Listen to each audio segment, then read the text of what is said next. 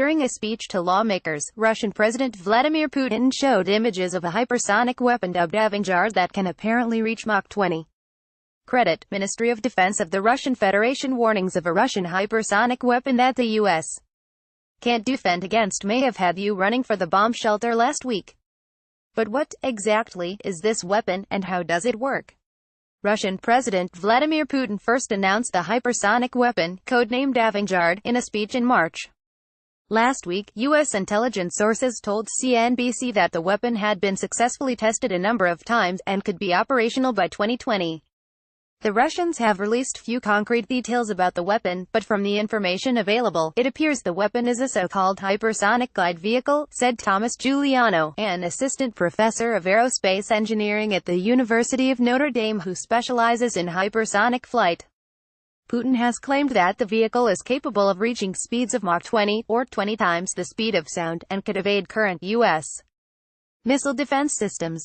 Worryingly, the vehicle can supposedly carry a nuclear warhead, according to the intelligence sources.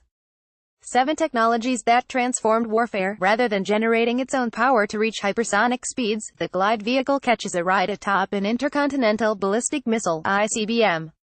Typically, these rockets fly to space on an arcing trajectory before releasing warheads near the top of the parabola, and these warheads drop back down onto the target at hypersonic speeds under the power of gravity.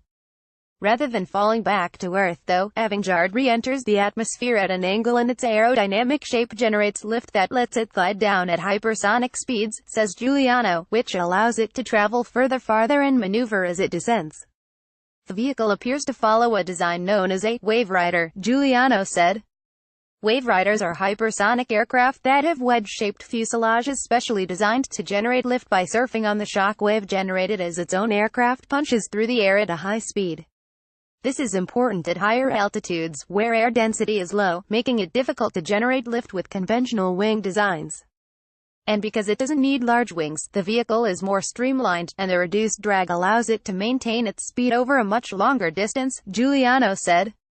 Building a vehicle that can tolerate hypersonic speeds and the temperatures they generate is no easy feat, Giuliano said. But the design the Russians have opted for circumvents one of the major challenges: propulsion.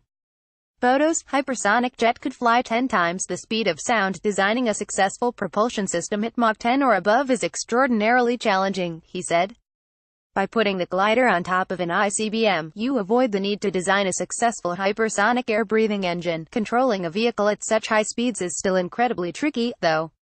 The Russians claim that Avangard is highly maneuverable, and based on computer-generated video included in Putin's address, it appears to have several flaps similar to the aerofoils used by planes to change direction.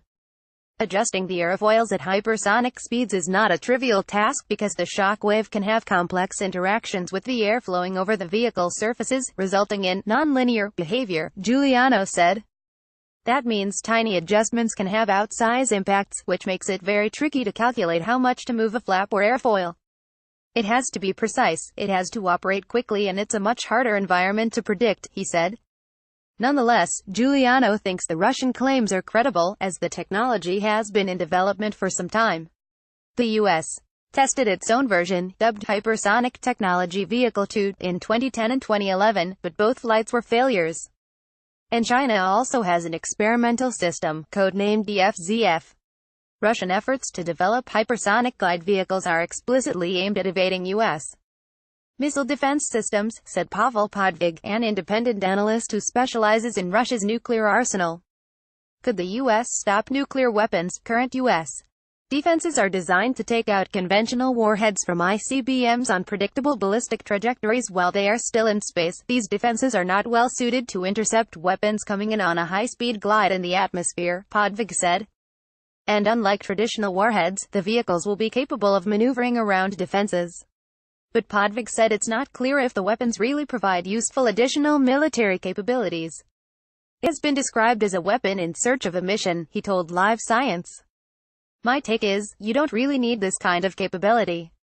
It doesn't really change much in terms of ability to hit targets. Podvig pointed out that the ICBM that carried the Avangard during testing, the SS-19, normally carries 6 conventional warheads.